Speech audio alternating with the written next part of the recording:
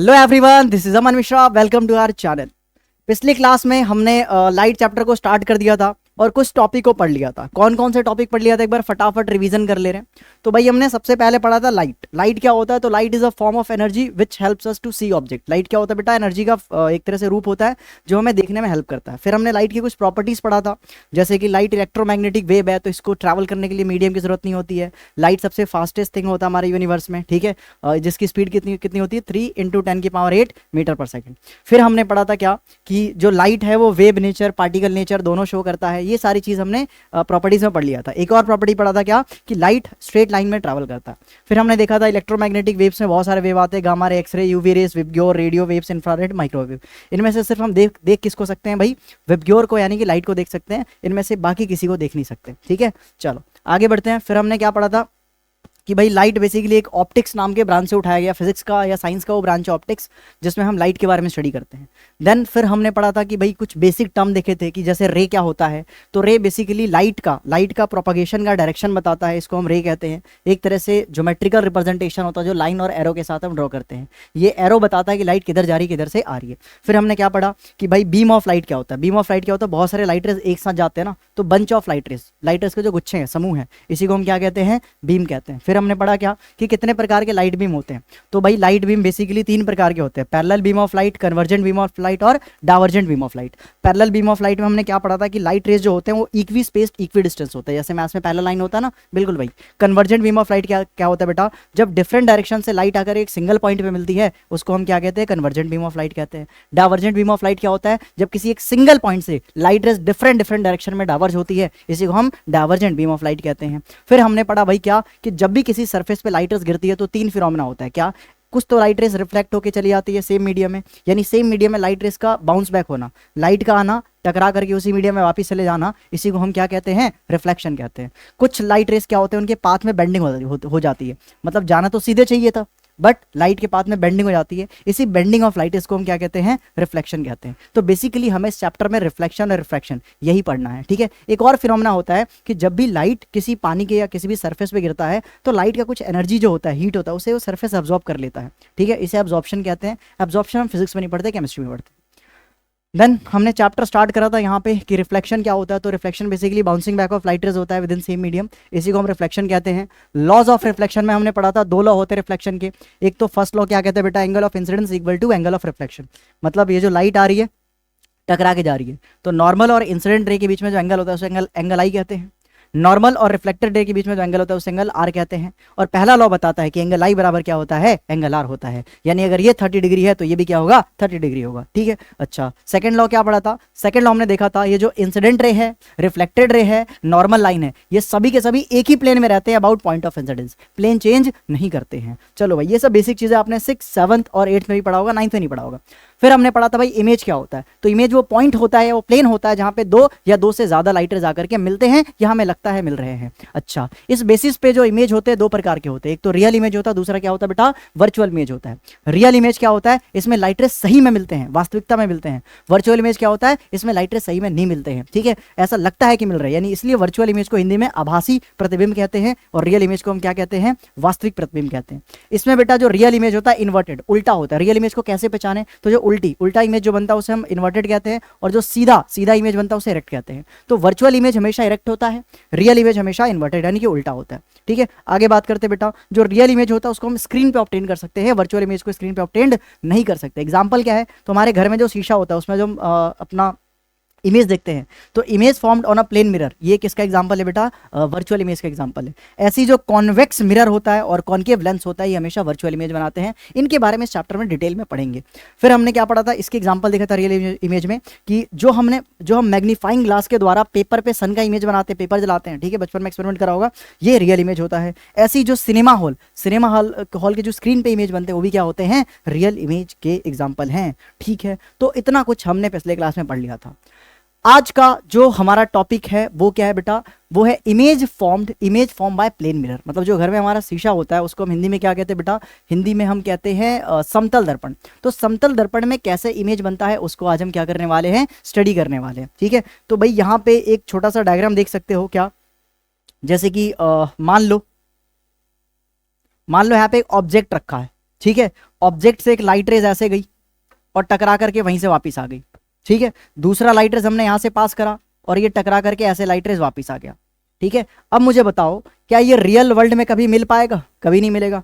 जितना दूर जाएगा उतना इनके बीच में डिस्टेंस बढ़ेगा, तो रियल वर्ल्ड में तो ये लाइट रेज कभी मिल नहीं सकते हैं। तो कहाँ मिलेंगे? तो भाई इसको हम खुद से एक्सटेंड करते हैं पीछे की तरफ, खुद से हम क्या करते हैं, इसको जहां से रिफ्लेक्ट हुआ वहीं से पीछे क्या कर देते हैं, हम ऐसे एक्सटेंड कर देते हैं, ठीक है। और जहां पे लाइट रेज मिलती है वहीं पे वर्चुअल इमेज बनता है। तो क्या लाइट रेज यहाँ पे सही में मिल रहा है? नहीं, ये तो हम खुद से बैकवर्ड प्रोड्यूस करके बना रहे हैं। तो इसलिए ये जो इमेज बन रहा बेटा, इसको हम क्या कहते हैं? इस इमेज को वर्चुअल इमेज कहते हैं। यानी जो प्लेन मिरर में इमेज बनती है वो कैसी इमेज होती है? वर्चुअल इमेज होती है, वर्चुअल इमेज होती है भाई। चलो भाई, अच्छी बात है। इमेज फॉर्मेशन वैसे 10th क्लास में तो नहीं है, ये 12th क्लास में ड्रॉ करने के लिए आता है, बट अगर समझ में आ गया तो अच्छी बात है भाई, ठीक है। चलो, हमें 10th क्लास में क्या पढ़ना है? Characteristics of image. जो इमेज की कैरेक्टरिस्टिक्स होती है, गुणधर्म होती है, किसमें? जो प्लेन मिरर में जो इमेज बन रही है उसकी जो प्रॉपर्टी है, कैरेक्टरिस्टिक्स है, गुणधर्म है, उसको हम डिस्कस करने वाले आज के लेक्चर में। तो भाई बिल्कुल जैसे आप बचपन से मिरर देखते आ रहे हो उसी का लॉजिक इस्तेमाल करके पॉइंट लिख सकते हैं, कोई नया चीज़ पढ़ने की ज़रूरत नहीं है। जैसे कि पहला पॉइंट क्या है? पहला पॉइंट ये है कि भाई शीशा से हम जितना दूर होते हैं उतनी ही अंदर में इमेज बनती है। यानी कि जो ऑब्जेक्ट डिस्टेंस होता है बेटा, ऑब्जेक्ट डिस्टेंस कहाँ से कहाँ है? ऑब्जेक्ट डिस्टेंस ये रहा, देखो, शीशे से मिरर से ऑब्जेक्ट तक की दूरी को हम क्या कहते हैं बेटा? ऑब्जेक्ट डिस्टेंस कहते हैं। और इसको हम यू से रिप्रेजेंट करते हैं। किससे रिप्रेजेंट करते हैं? यू से। तो यहाँ पे यू क्या है भैया जी? ये यू है हमारे पास ऑब्जेक्ट डिस्टेंस। यू क्या है? Object distance. ऐसे ही मिरर से, अरे ये क्या क्लिक हो गया, रुको, ऐसे ही बेटा मिरर से लेकर के जो इमेज तक की डिस्टेंस होती है, जहां पे इमेज बन रहा, उसको अपन वी कहते हैं। वी क्या है? वी है image distance from the mirror, image distance from the mirror. तो वी यू क्लियर है भाई। पहली प्रॉपर्टी यही है कि इमेज जो प्लेन मिरर में बनता है, जितना दूर ऑब्जेक्ट रखा होगा उतना ही दूर क्या बनेगा? इमेज बनेगा। यानी जितना बाहर ऑब्जेक्ट रखा होगा मिरर के, उतनी ही अंदर में ऑब्जेक्ट बनती है मिरर के, ठीक है। सो पहला पॉइंट क्या है कि object distance, object distance, object distance is equal to image distance, image distance from the mirror, from the mirror. चलो भाई, ये तो समझ में आ गया कि जितनी दूर ऑब्जेक्ट उतनी दूर इमेज मिरर से। सेकंड पॉइंट क्या है भाई? तो सेकंड पॉइंट भी आपने ऑब्जर्व कर रखा होगा। क्या कर रखा होगा भाई? कि जितनी हाइट हमारी होती है उतनी ही तो लंबी इमेज बनती है। ऐसा तो है नहीं प्लेन मिरर में इमेज हमसे बड़ी बन गई, छोटी बन गई, ऐसा नहीं होता। मतलब जितना बड़ा ऑब्जेक्ट है उतनी बड़ी इमेज है।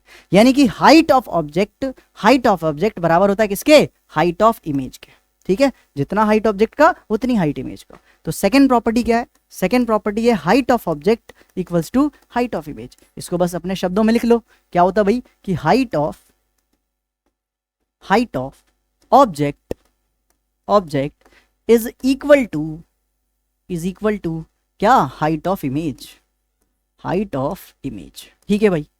तो दो प्रॉपर्टी क्लियर है। मिरर से जितना दूर ऑब्जेक्ट रखा होगा उतना दूर इमेज बनेगा, जितनी हाइट ऑब्जेक्ट की होगी उतनी हाइट इमेज की होगी, ठीक है। चलो, दो पॉइंट क्लियर है, आगे बढ़ रहे हैं फिर।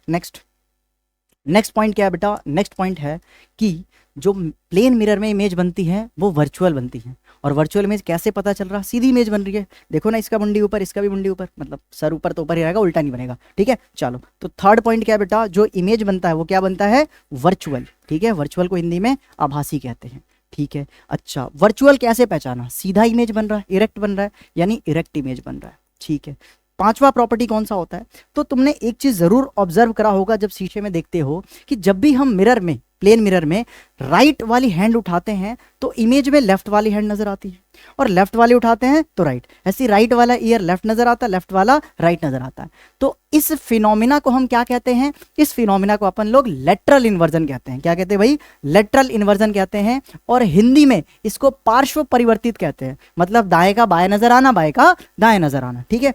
तो ये फिनोमिना शो करता है कौन बेटा? प्लेन मिरर, यानी कि समतल दर्पण, ठीक है। तो इसमें क्या है बेटा कि जो इमेज बनता है, इमेज जो बनता है, image is laterally inverted, laterally inverted. अब भैया ये लेटरली इन्वर्टेड क्या होता है, तो एक आधी नंबर में आपसे लेटरल इन्वर्जन का डेफिनेशन परिभाषा पूछा जा सकता है, ठीक है। तो आ जाओ देख लेते बेटा लेटरल इन्वर्जन का definition.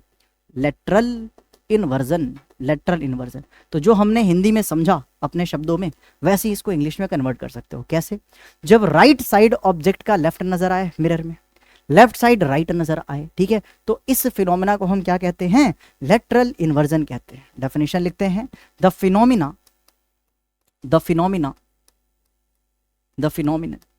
in which left side of the object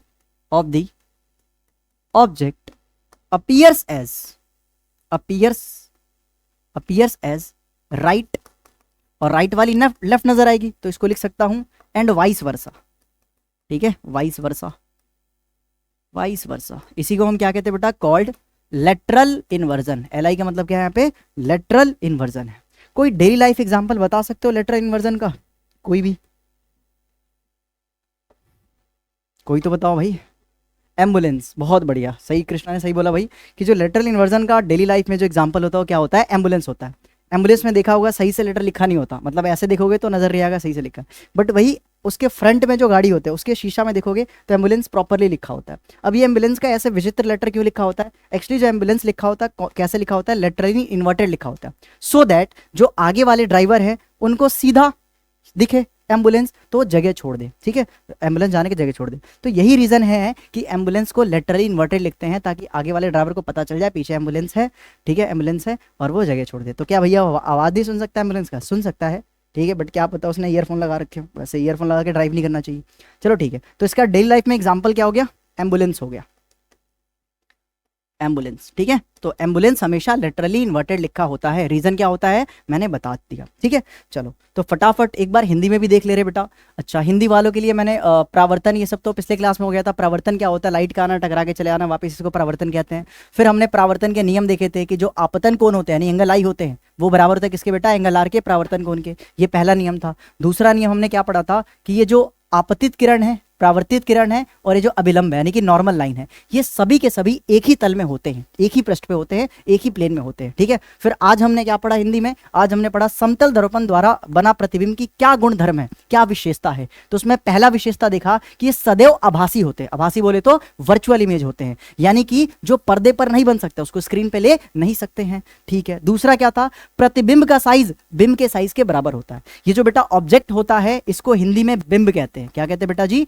बिंब कहते हैं। और जो इमेज बन रहा है उसको हिंदी में क्या कहते हैं, प्रतिबिंब कहते हैं भाई, हिंदी में प्रतिबिंब कहते हैं। तो जितनी बड़ी बिंब उतनी बड़ी प्रतिबिंब, ठीक है। 2 पॉइंट हो गया। तीसरा पॉइंट क्या बेटा, जो प्रतिबिंब होता है वो पार्श्व परिवर्तित होता है। अब ये पार्श्व परावर्तन क्या होता है, पार्श्व परिवर्तन में किसी भी वस्तु की जो दाहिने वाली साइड है वो बाएं नजर आती है, बाएं वाली दाएं नजर आती है। इसी प्रक्रिया को हम क्या कहते हैं, पार्श्व परिवर्तन, परावर्तन कहते हैं, या इसको आप कह सकते हो पार्श्व परिवर्तित होते हैं, ठीक है। आगे बात करते हैं बेटा, जितनी दूरी बिंब बनता है उतनी दूर ही प्रतिबिंब बनता है, यानी v बराबर क्या होता है बेटा, u, v बराबर क्या होता है, u। तो ये थे 4 पॉइंट, ठीक है। अच्छा, यहाँ पे मैंने छल करके 5 पॉइंट बना दिया, ठीक है। पेपर में आप ये दोनों पॉइंट को सेम कंसिडर कर सकते हो कि जो इमेज बन रही है वर्चुअल बन रही है और क्या बन रही है, इरेक्ट बन रही है। वर्चुअल बोले तो बेटा आभासी, वर्चुअल बोले तो आभासी, और इरेक्ट क्या होता है बेटा, सीधी इमेज बन रही है, ठीक है। इरेक्ट क्या बन रही है बेटा जी, सीधी इमेज। तो क्या ये 4-5 पॉइंट याद हो जाएंगे? अगर याद हो जाएंगे तो भाई 2 नंबर आपके तय हैं।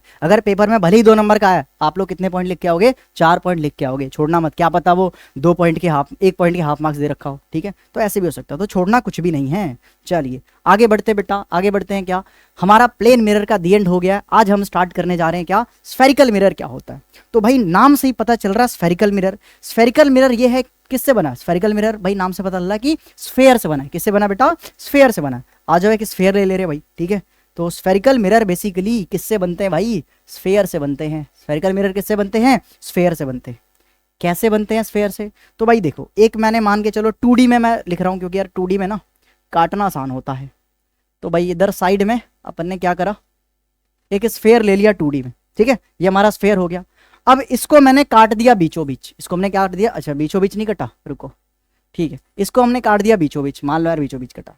अब सुनो, अगर हमने इसको अंदर से पॉलिश कर दिया, कहां से पॉलिश कर दिया? अंदर से। अब ये पॉलिश पेंट से भी कर सकते हो, सिल्वर से भी कर सकते हो। महंगी मिरर होगी तो सिल्वर से पेंट होगी, सस्ती वाली में पेंट से काम चला सकते हैं।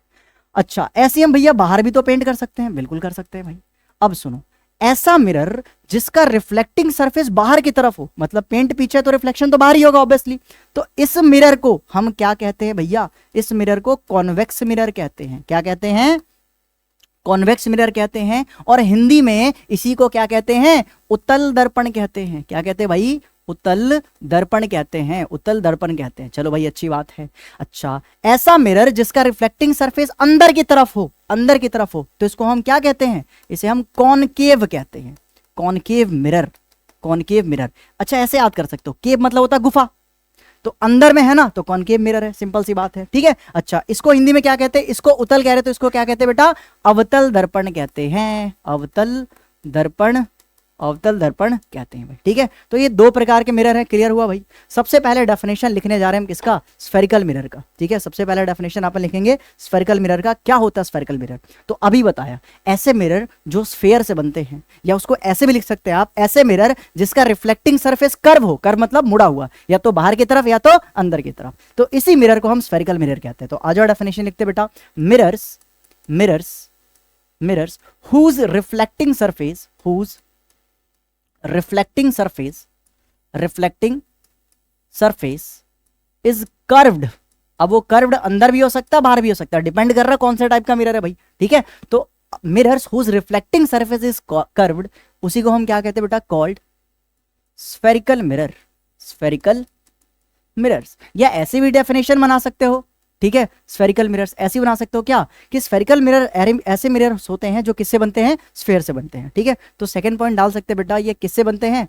Obtained from sphere, obtained from glass sphere. ठीक है, ग्लास स्फेयर। ठीक है, चलो भाई, इतना क्लियर है। चलो, अगर इतना समझ में आ गया तो हम आगे बढ़ सकते हैं। आगे बढ़ने जा रहे हैं, टाइप्स पढ़ेंगे कि जो स्फेरिकल मिरर्स होते हैं वो कितने प्रकार के होते हैं। तो भाई ज़्यादा नहीं, स्फेरिकल मिरर दो प्रकार के होते हैं। एक तो होते हैं कॉन्वेक्स मिरर, दूसरे होते हैं क्या? Concave mirror. ठीक है, कॉन्वेक्स मिरर क्या होता है? कॉन्वेक्स मिरर ध्यान से देखो बेटा, कॉन्वेक्स मिरर बाहर की तरफ क्या होता है बेटा? बाहर की तरफ उठा होता है, यानी इसका कर्व क्या होता है बेटा? कर्व बाहर की तरफ होता है। ठीक है, तो जो कॉन्वेक्स मिरर होते हैं उसमें कर्व बेटा क्या होता है? आउटवर्ड होता है। तो लिख सकते हो spherical mirrors, spherical mirrors, mirrors whose curved outwards is called कौन सा मिरर? Convex mirror. ऐसे स्फेरिकल मिरर जो कर्व्ड हो, यानी मुड़े हो, कैसे? बाहर की तरफ से, उसको हम क्या कहते हैं? स्फेरिकल मिरर कह सकते हैं। या तुम इनको ऐसे भी लिख सकते हो कि ऐसा मिरर जिसका रिफ्लेक्टिंग सरफेस बाहर की तरफ हो। कौन सा सरफेस? रिफ्लेक्टिंग सरफेस बाहर की तरफ हो, उसको हम क्या कहते हैं? कॉन्वेक्स मिरर कहते हैं। ये ज्यादा बेस्ट लग रहा है, इसी को लिख देते हैं spherical mirror whose reflecting surface, spherical mirrors whose reflecting surface, जहां से रिफ्लेक्शन हो रहा है, reflecting surface is curved outward is called convex mirror, convex mirror, यानी हिंदी में इसको क्या कहते हैं? उत्तल दर्पण कहते हैं। अच्छा, ऐसे मिरर जो अंदर की तरफ धसे होते हैं, देखो ना, बाहर की तरफ उठा हुआ मिरर और ये अंदर की तरफ धसा हुआ है। ठीक है, तो इसको भाई अपन क्या कहते हैं? कॉनकेव मिरर कहते हैं। तो spherical mirrors, spherical mirrors, mirrors whose reflecting surface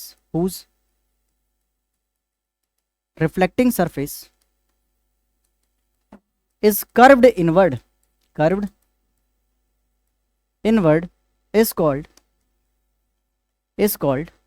concave mirror। इसको हम क्या कहते हैं? Concave mirror. हिंदी में क्या कहते हैं बेटा? हिंदी में उत्तल दर्पण कहते हैं। अब सुनो भाई, क्या जो गोलीय दर्पण होते हैं उसका जो परावर्तक पृष्ठ होता है, जहां से रिफ्लेक्शन होता है, परावर्तन होता है, वो या तो अंदर की ओर होगा या तो बाहर की ओर वक्रित होगा। वक्रित मतलब मुड़ा हुआ होगा। ठीक है, इसका उदाहरण आप चम्मच से समझ सकते हैं। चम्मच का जो बाहर वाला पृष्ठ होता है, पीछे वाला, वो क्या होता है? कॉन्वेक्स, यानी कि उत्तल। जो चम्मच के अंदर वाला पृष्ठ होता है वो क्या होता है? कॉनकेव, यानी कि अवतल। ऐसे समझ सकते हो भाई साहब। ठीक है, अच्छा, आगे बात करते हैं। क्या बात करें आगे? ये बात करना है कि कॉन्वेक्स मिरर किस किस प्रकार की इमेज बनाते हैं। तो कॉन्वेक्स मिरर सिर्फ वर्चुअल इमेज बनाते हैं। कैसी इमेज बनाते हैं बेटा? वर्चुअल इमेज बनाते हैं। ठीक है, तो कॉन्वेक्स मिरर क्या फॉर्म करते हैं बेटा? It only forms virtual image. Virtual image बोले तो आभासी इमेज। ठीक है, रियल नहीं होता बेटा, ये क्या होता है? आभासी होता है। आभासी इमेज प्रतिबिंब बनाते हैं। ठीक है, आभासी प्रतिबिंब बनाते हैं। चल भाई, अच्छी बात है। सेकंड पॉइंट बात कर रहे हैं इसमें, इसका सेकंड पॉइंट बात कर रहे हैं। तो भाई जो कॉन्केव मिरर होते हैं ना, ये दोनों इमेज बना सकते हैं, रियल भी और वर्चुअल भी, रियल भी और वर्चुअल भी। तो भाई it can form both type of image, दोनों प्रकार के इमेज बना सकते हैं भाई साहब। कैसे? Virtual, real as well as virtual. Real मिट गया, real as well as virtual. तो भाई ये वर्चुअल इमेज भी बनाते हैं, यानी कि आभासी इमेज भी बनाते हैं। और क्या बनाते हैं बेटा? ये रियल बोले तो रियल क्या होता है? वास्तविक प्रतिबिंब भी बना सकते हैं। तो और किसी को डाउट है इसमें तो बताओ भाई। अरे पूछ लो भाई, हाइब्रिड क्लास चल रहा। ऑनलाइन भी पूछ सकते हैं आप, कमेंट कर दीजिएगा, मैं रिप्लाई कर दूंगा। ठीक है, या कोशिश करेंगे नेक्स्ट वीडियो लेक्चर में उस क्वेश्चन को पिन करके हम उसका आंसर दे दें। तो और किसी को कोई डाउट है तो बताओ भाई। इतना जो हमने पढ़ा समझ में आ गया? इसमें जो मेन पॉइंट है बेटा क्या है कि जो कॉन्वेक्स मिरर होता है सिर्फ वर्चुअल इमेज बनाता है। पहचानोगे कैसे? वर्चुअल इमेज उल्टी होती है, सीधी होती है? सीधी होती है, डायरेक्ट होती है। अच्छा, जो रियल इमेज है वो क्या होता है बेटा? रियल इमेज उल्टी होती है। यानी इसमें उल्टी वो वाला उल्टी नहीं भाई, इसमें इन्वर्टेड और इरेक्ट दोनों इमेज बनता है। इसलिए बेटा इसको कह सकते हैं वर्चुअल और रियल दोनों इमेज बना रहा है। ठीक है, और बताओ कोई दिक्कत? नहीं, ये जो ड्राइंग है ना कॉन्वेक्स का है, ध्यान से देखो तो उठा हुआ है बाहर की तरफ। ये जो हमारे यहाँ पे आसपास है ना सीआरपीएफ कैंप, वहां पे जो सिक्योरिटी मिरर लग रखी है ना, वो कॉन्वेक्स मिरर है। क्योंकि इसमें छोटी छोटी इमेज बनती है, सीधी बनती है। छोटी इमेज सीधी, बहुत बढ़िया भाई। ठीक है, अच्छा यहाँ पे ध्यान से देखो, ये जो लैब में कुछ बच्चे खड़े हैं, इनका मुंडी नीचे नजर आ रहा है, मतलब ये उल्टे है, इन्वर्टेड है। यानी कॉन्केव मिरर क्या बनाता है? इन्वर्टेड इमेज बनाता है। इसको एक और एग्जांपल से समझ सकते हो तुम। ठीक है यार, यही फायदा होता है हाइब्रिड में लेक्चर रिकॉर्ड करने का, कि डाउट आते हैं तो पता चलता है बच्चों क्या डाउट आ रहा है। ठीक है, चलो तो अगर बात करें हम क्या कॉन्केव मिरर की बात करें। ठीक है, कॉन्केव मिरर का बढ़िया एग्जाम्पल है चम्मच का जो अंदर वाला हिस्सा होता है ना, अगर उसको दूर से रखो, दूर से देखोगे, ठीक है, तो तुम्हारा सिर नीचे नजर आएगा, पैर ऊपर। वैसे पैर इतना दिख नहीं पाएगा, बट हाँ सिर नीचे नजर आएगा। बट वही चम्मच को तुम पास में लेके आओगे, ठीक है, तो तुम्हारा सिर सीधे हो जाएगा। यानी कि जब तुम्हारा सीधे इमेज बन रहा है, इरेक्ट बन रहा है, तो क्या है? वर्चुअल है। और जब हम दूर कर रहे हैं चम्मच को, तो उल्टा हो जा रहा है इमेज, यानी कि क्या है? रियल है।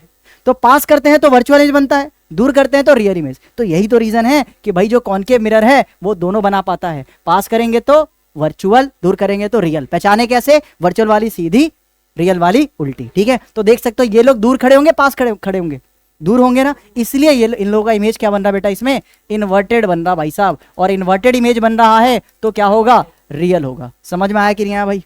क्लियर है? चलिए, बहुत अच्छी बात है, बहुत प्यारी बात है। तो ये चम्मच के एग्जांपल से। अच्छा भाई, चम्मच के पीछे वाला एक्सपेरिमेंट करके देखो। चम्मच के पीछे से चाहे तुम दूर करो, पास करो, तुम्हारी सीधी इमेज बनेगी। यानी चम्मच का पीछे वाला हिस्सा कैसा बिहेव कर रहा है? कॉन्केव मिरर और कॉन्वेक्स मिरर। और कॉन्वेक्स मिरर हमेशा कैसा इमेज बनाता है? वर्चुअल। इसलिए हमेशा इमेज कैसी नजर आती है? इरेक्ट, यानी कि सीधी नजर आती है, चाहे चम्मच दूर करो, चाहे चम्मच पास करो। पीछे का आगे का? चम्मच का बैक वाला साइड। ठीक है, तो इसी बात को बेटा यहाँ पे हिंदी में एक्सप्लेन कर रहा है।